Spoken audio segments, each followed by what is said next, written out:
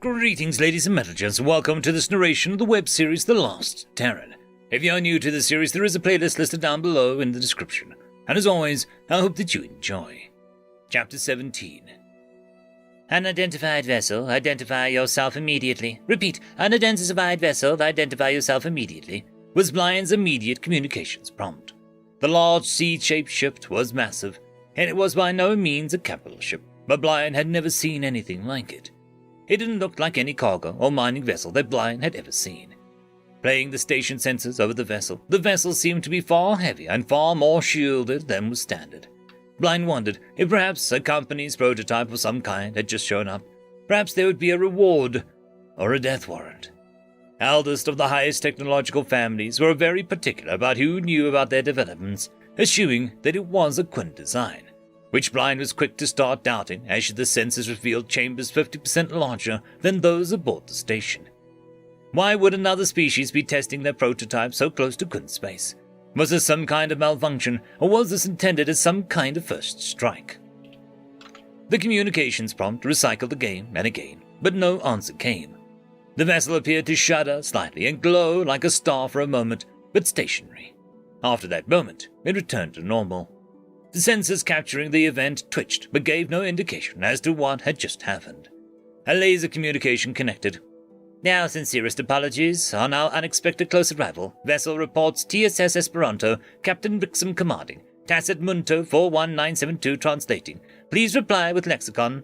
Came the text readout. Bryan shook her feathers twice. A tacit? That wasn't on itself, and what's more, a tacit being here. Tacits were rare and typically only present at major species gatherings. Out of 100,000 vessels that could pass through a system, perhaps one would be a tacit. But Bryan's systems would have automatically understood what a tacit looked like, and it should not have taken that long for the tacit to respond. Bryan's pin feathers felt fuzzy as they sent over the local lexicon. TSS Par Unto, is it? This is Naivit Solar Ranger Station 3. Please identify status. Bryan sent back, vocally via the laser link. TSS Esperanto reports no casualties, no hardware malfunctions. Origin 371Z.2871E.271910Q, reported the text. It took Bryan a full 2 minutes to punch that origin code, it being fully formed origin code, not the abbreviated ones that had come to know well. When Bryan saw the origin point, they knew this had to be a very special prototype of some kind. No known ship could cross that kind of distance without stopping for a recharge, especially one for that magnitude, even if a good chunk of the vessel was dedicated to storage, which the vessel could have been, but given the shielding, Bryan had no way of knowing.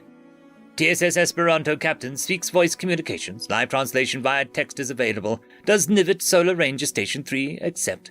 Came the follow-up text. Bryan was still very confused, but perhaps this was how whomever controlled that system operated with tacits. Having never dealt with one and only had heard stories about them, they had no real answers. I accept, Bryan's vocalized to the link. Hello there, I am Rix. I come in peace, was a strange sound that was emitted. Hello there, my designation is Rix. Translation note, Captain Rixom. I arrive with no ill intentions towards yourself, was a matching readout. I am Station Master Bryan of the Quinn. To which species am I communicating? Bryan was slightly annoyed at having to be more formal, but given the legendary translation of the tacit, they didn't want to be any less than exacting. Terran or human, depending on who you're talking to. What's a Quinn, M? The strange sounds continued. Species designation, Terran extinct. Inquiry to tacit regarding species designation. Quinn was the readout. Bryan shook their tail feathers. An extinct species was allegedly on the other end of this. What kind of joke was this? I do not appreciate the attempted humor. Please provide the appropriate species name, Bryan muttered into the voice link, perhaps a bit more stuffily than it intended. Species designation, Terran. Extinct status appears to be in error. Docking requested. Species tolerance within 2% for atmosphere and normal Quinn gravity, gave the text readout without sounds. What about quarantine procedures? Bryan had to take a moment to think of them. They hadn't needed it in so long that they were surprised they remembered it. 1 moment, please. Bryan tried to think about what they could do if this Terran, whatever that was, wanted to dock. And what did they want to dock for? Were they lost? Out of fuel for whatever their system was? There were some medical tools available on the station, but they were little more than stabilizing systems and stasis with automated distress systems. Identify reason for docking request, Blind tried. Captain wishes to meet a Quinn. Xenophiles were unusual, but it would be fairly odd to have one in charge of a secret prototype, at least in Blind's opinion. One would think that a xenophobe would be much more oriented to keeping such technologies internal, so as to capitalize on it for their use. Even the xenophiles who came through the inner systems were little more than menials, working for the benefit of being able to see the universe, such as it is. Is Naiad's Solar Ranger system equipped for Level 2 portable medical fields? Blind had to search their computer. In theory, the Ranger Station was supposed to be able to function as a fully independent surgical center. In practice, most of the necessary gear was out of date or in need of repair. A portable medical field generator was a heavy piece of gear that could provide an area of effect sterilization zone. It tended to require skilled users in order to set it up though, and a level 2 was of the heavy-duty variety. Blind was lucky there. Heavy duty for a Quinn was usually just enough compared to galactic standards, at least on a biochemical context. That meant that any portable medical field that would be aboard would almost certainly be a level 2. It took several further minutes, but they located that it should be in Far Docking Bay. Level 2 portable medical field generator on board. I don't know its status though. Blind vocalized without thinking about it. Understood. Awaiting status update. TSS Esperanto station keeping at position. Blind tapped their way down the corridors, their claws scrapping a bit at the speed of their passage. This would be so much faster if they could fly, but these walls weren't big enough for flying without risking their wingtips. Upon reaching the Far Docking Bay, it took more than 30 minutes to locate the container holding the portable field generator. Sadly, it was on the top shelf that weighed more than Blind. Blind glanced at the loader. Technically, they had been trained for it. Technically, they could use it. Realistically, there was something about the loader that bothered Blind. It just looked wrong, almost terrifying to Blind. Something in how it was constructed, perhaps. Carefully, Blind climbed into the loader and checked the power cells. It was low, but should work for as long as they needed it. It took them another full 10 minutes to get the loader into position and began lifting down the container. It was also then that one of the primary pistons froze. Blind despaired. They couldn't shift the generator, and they certainly weren't repair qualified to try and fix the loader. Blind shut down the loader, locking it in place as best as they were able to, and sped their way back to the command station. Station 3 calling TSS Esperanto, they vocalized. TSS Esperanto receiving. Generator unavailable due to hardware issues. I wouldn't be able to set it up even if I could get it down, Blind said, pin feathers feeling smooth. There were a few moments before the next message came in, just long enough for Blind to wonder if the message had been received. Generator malfunction or generator location relative to airlock controlled docking bay. What? What's that supposed to mean? Was Blind's automatic vocalization. Please identify nature of generator non-availability. It's stuck on the loader in the docking bay. I can't move it myself, and it's locked into the loader anyway. Blind's pin felt fuzzy again. Another few moments passed. Loader, vacuum-related. What? Why? Blind felt even more confused. No update came as a result of the query. Blind took a moment to think. Yes, technically the loader was vacuum-rated, but they never operated it in a vacuum before, and maintenance of the loader was supposed to be done in atmosphere in any case. Maybe this Esperanto had a loader of some auto-repair system that could help and keep the quarantine exposure risk low. The captain or the Tacit wanted to try working in the vacuum. He was surprisingly forward-thinking. Blind was intrigued by this was more than they considered it. Yes, the loader is technically vacuum-rated. I've never used it that way before, though, Blind vocalized after a bit.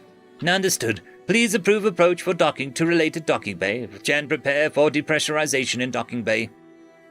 Copy all. I guess I'll see you in a few then, Blind said, tapping the right authorization codes and sending them. The station were already beginning to wake up at the distant docking bay mechanisms and checking the airlocks. Blind then connected their headset, an audio-visual device which acted as a kind of heads-up display, to the communication system. It was an imperfect and Blind hated to use it, but in order to work this kind of coordination between the station and the Esperanto, whatever it was, they would need to have live communications, especially while in the loader. Blind hurried down and climbed into the loader, depressing the buttons to enclose the loader around them. Already, Blind could feel the claustrophobia getting to them. The power was still low, but manageable. Toggling the remote airlock and depressurization control from the heads-up display, Blind watched as the chamber around them seemed to have a spur of wind before going silent. For just that moment of wind, Blind wanted to be planetside again, floating in the air, feeling the wind in her feathers. And just like that, the moment was gone and Bryan turned back to the task at hand. Through the feet of the loader, Bryan felt the heavy clunks of the docking arms engaging. It wouldn't be long now. It wasn't going to be the first exposure to Xeno species, merely a rarity in their experiences. Turning their head to look at the docking airlock, Bryan waited to see what stepped through. The simple mechanical walking frame made Bryan almost instantly sigh with relief. They weren't going to be trapped inside this loader facing a Terran, something that Tacit had apparently mislabeled as extinct. However, when the massive figure began to emerge from behind the walking frame, Bryan wanted to panic. Yet, it was too big to be an organic, right? It had to be. It had been some kind of cargo walking frame, like a smart version of the walking frame. Bryan tried to calm down, but couldn't seem to as the massive figure approached the loader with the walking frame. The figure gestured at the loader and at the equipment, apparently talking with the walking frame via some sort of direct communications. The walking frame moved up and appeared to look at the loader, possibly scanning it. No, whatever the massive figure was, it was no machine. That much was obvious. It was then that the massive figure jumped and reached out towards the container holding the medical field generator. The jump had to have been mechanically assisted. Even Bryan couldn't jump like that in static gravity. Bryan checked the loader's readings and confirmed that there was still standard gravity outside, even if there was no atmosphere. Bryan considered the figure, bipedal, two upper limbs with grips that looked like very belonged to a heavily specialized loader or repair system, a fully reflective helmet hiding the face of the being, whatever the being was. It was different from anything Bryan had ever encountered, even in their exploration of fictional species. The walking frame, mostly unnoticed, had gone over to the nearby station, a panel, and plugged itself in. It wasn't until Bryan got a message via the heads-up display that they realized that the walking frame had connected in. "Please identify issue with loader." "Are you in here with me?" Bryan asked, wary of the reported abilities of Tacit's. "Only to an extent required," came the mechanical voice. Hello?" Bryan said, or caught off guard by the voice. "I am Manto. The other being is the Esperanto's captain, Rix. Please allow us to assist you with your loader," the mechanical voice said, and the heads-up display flashed a rune for pleasant greeting. One of the pistons is stuck. I'm not rated in loader repair," Bryan managed, taking a moment to digest the rune. They hadn't used runes in so long, it took a second to remember the meaning. The walking frame apparently communicated this to the large figure, which moved closer to the loader. The large figure then drew back an upper appendage and hit one of the pistons. The hit made the whole loader shudder, Bryan feeling as though they had just been struck as the loader had been. "Please try to lower the container now," the mechanical voice said, as a large figure stepped back out of the way. Bryan was skeptical and kept the eye on the large figure, depressing the lever to lower the container. The piston which had stuck slid smoothly downwards this time, and the container rested on the floor. "We will set up the generator if you are unable to, or we can return to our vessel until you have enabled it," the voice of Bryan knew as Manto, the Tacit, said. "I wouldn't know the first thing about it," Bryan admitted, backing the loader as far away from the large figure as possible. "Very well, I will need to disconnect, but you can begin refilling the space with standard atmosphere once I signal you," Manto said. Bryan watched in a kind of stunned silence as the walking frame went over and opened the locks to the container, apparently too small for the larger being to manipulate in their pressure suit. The larger being manipulated the container as though it was little more than an annoyance. The walking frame plugged into the container contents, a Quinstand portable medical field generator. It wasn't one of the self-powered varieties, which Bryan noted as the large figure took a cable from beside the generator and walking it to the outlet in the side of the bay. It took far less time than Bryan expected, but the walking frame appeared to manipulate the generator far faster than they ever might have. The silvery light of the active generator began to gently fill the bay. The walking frame waved at Bryan, and Bryan triggered the pressurization sequence. The walking frame and the large figure appeared to just stand in place, waiting for the air to return. The large figure made some vague gestures, ones that Bryan couldn't follow, but it seemed that the walking frame of the Tacit and the large figure were communicating, none of which made in direction of Bryan. Once the air returned, Bryan unlocked the loader from vacuum mode and switched it off, climbing down. The large figure had removed their helmet and was looking at Bryan intensely. When Bryan looked over, Bryan screeched in alarm and collapsed. End I would quickly like to thank the T5 channel members and Patreons: Casper Arnholtz, Cam Maxwell, Lord Azrekahl, Dragzoon W.R.E, Holly's sister, Arcadian. Thank you very much.